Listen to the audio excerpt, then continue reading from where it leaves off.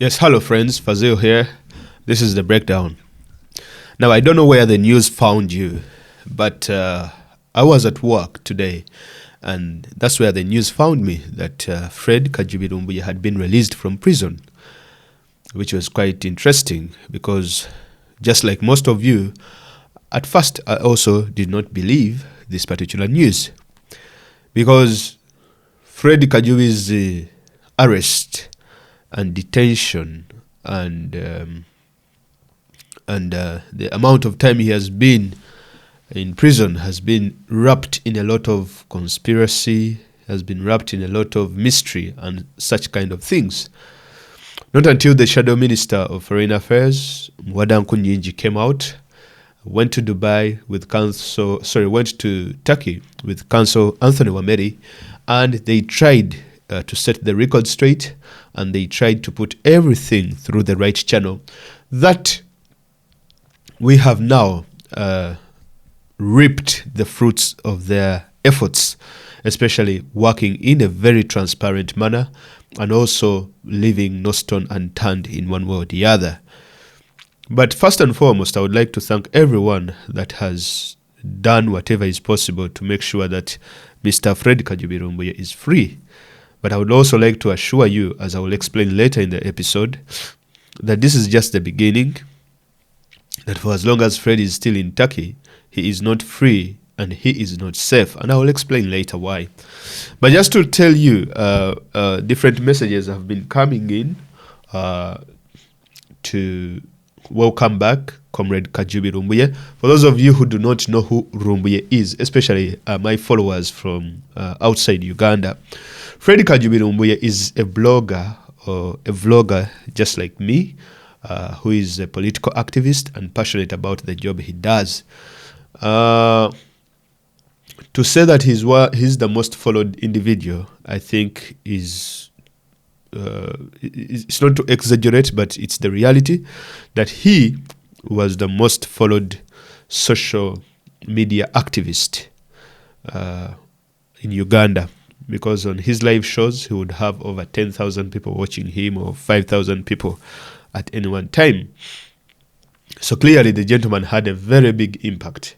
And by the time the state connived with the Turkish authorities to arrest him and put him behind bars in order to silence him, surely it slowed or it affected the struggle, especially on the social media front in one way or the other, especially in the docket of vlogging.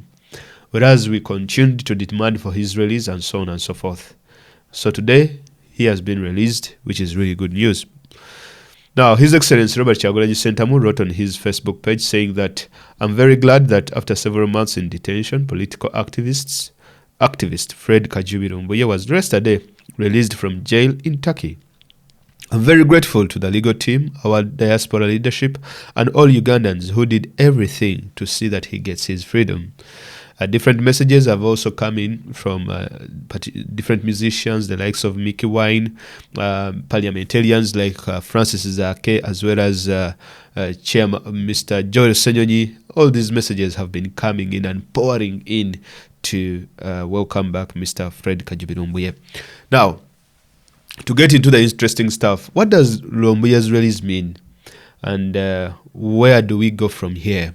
And what should be the next steps? Now, the release of Fred Kajubi Rumbuye is a very, very huge achievement to the National Unity Platform, as well as His Excellency Robert Kyagulanyi Ssentamu, because it has unveiled how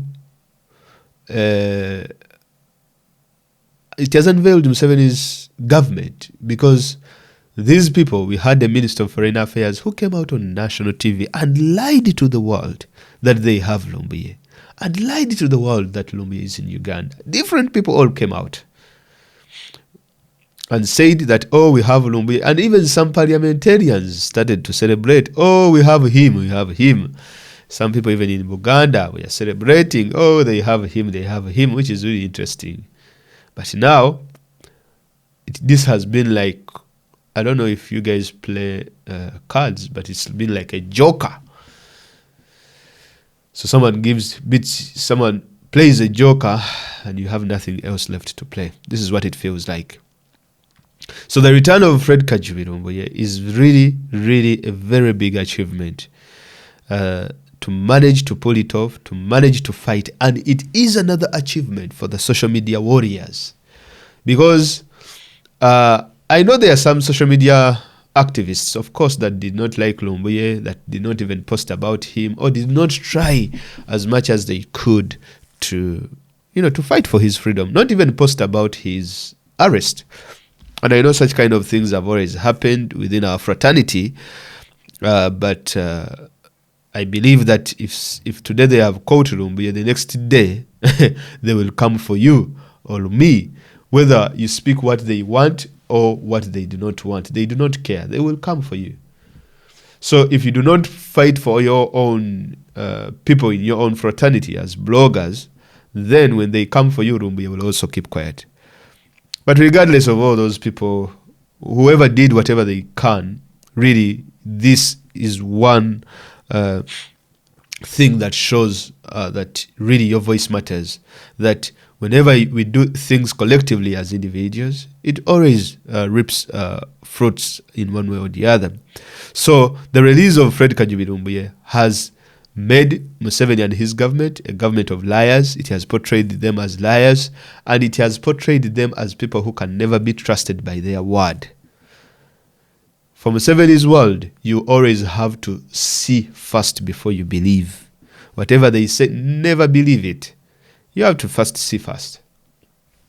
For the social media, it means that the social media is unconquered by Museveni regime. It means that the social media, NUP as well as People Power social media warriors are undefeated. On every front they have won. They managed to block the Mama Awards, I think Afrima Awards. They managed to block DJ Khaled from coming to Uganda. It works. I've accepted today, guys. It works. And you have now managed to release your fellow social media political activist. So social media is undefeated. Social media can never be defeated by the Museveni regime. The release of Fred Kajubi is also a very interesting. It's very interesting because now I do not actually personally believe that Mr. Fred Kajubi is safe in Turkey. And I believe that is going to be the next step of getting him out of the country so that he can go to, a country of his choice where he will be able to continue with his work. And this is where I talked about something of this sort in one of my previous episodes. And I told people that with Lumbuye's magnitude, as well as his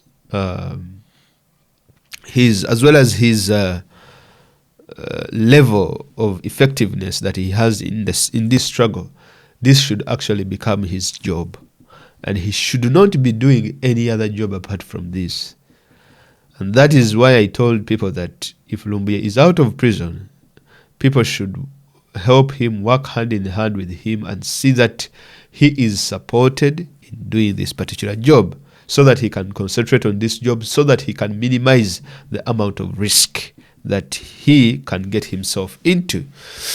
Because while doing this sort of jobs, people should understand that we also have jobs outside this, and that actually puts us under a lot of risk in one way or the other. And the same applies for Fred Kajubi. So we believe that if Lumbuye is successful and he leaves Turkey, he will be able to start over again. But then, because of how needed he is as an activist on social media, I believe that Mr. Fred Kajubi should take this on as a job, and he should be supported by us. He should be supported by the entire fraternity, because the 5,000 people watching him or 10,000 people watching him, if everyone contributed $1 towards Lumbuye, I believe that should actually be something very good. And I would also like to call upon, we should, in fact, if possible, set up a fund for him to welcome him back from prison. I understand that there is 70,000 that was collected, whereas I don't know what that money is going to be used for. But I believe where Fred Kajubi is today, he has not been working, he has not been doing the sorts of work he has been doing. and maybe catering for his family and wife and children, surely he needs to get back on his feet. So I believe the Secretariat as well as the diaspora leadership should do something about this, either tell people to collect something for Mr. Kajubi Lumbuye, either some money and that kind of stuff, in order to help him get him back on his feet as well as his family. Now also Fred, everyone is gonna look forward to his first interview or his first word or his first, to narrate to us the story of what really happened and what was taking place in the prison. That's what everyone is waiting for. Because we are lucky that he is still alive and he is the one to tell us what exactly transpired.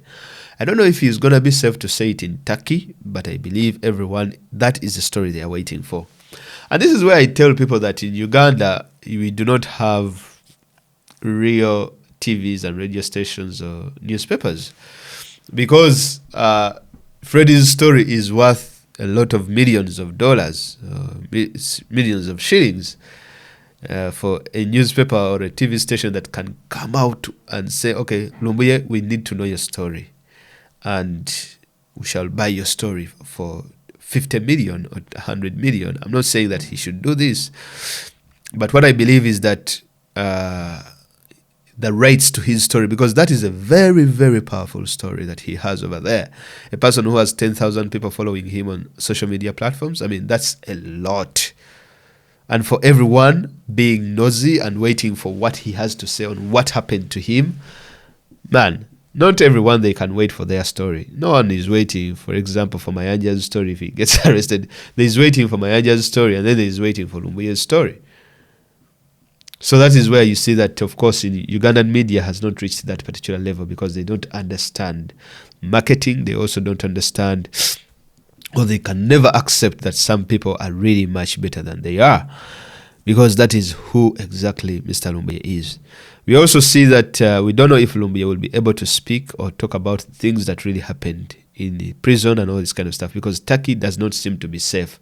And this brings me to a very interesting point, that whereas he is being released from Turkey, I have fear that by releasing Lumbuye, it is very scary to me to some extent, and that's why he should be very careful, because really, really, these people are looking out for him, and you never know, by releasing him, these guys were taking him out of their hands, and that's why Lumbuye has to be very careful with his next steps.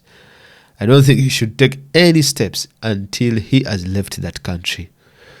And if it is possible, he should leave to a neighboring country or a country somewhere. And the Secretariat, given the money they collected, should be enough to facilitate his movement from Turkey to another state or another country, for that matter.